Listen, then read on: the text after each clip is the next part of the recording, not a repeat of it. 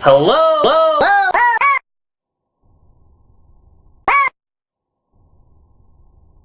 Remember the Pound? Sure you do. Their marketing gimmick was stupid. Buy one of our cute, sad little puppies, or else they get the nostalgia critic. Those lonely pound puppies.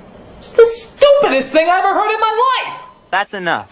Oh no! It would be like pretty much how it is now!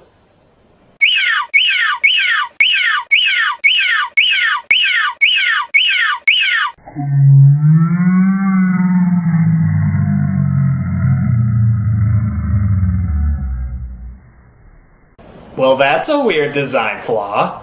So remember, the next time you see a cute, cuddly little puppy in the pound...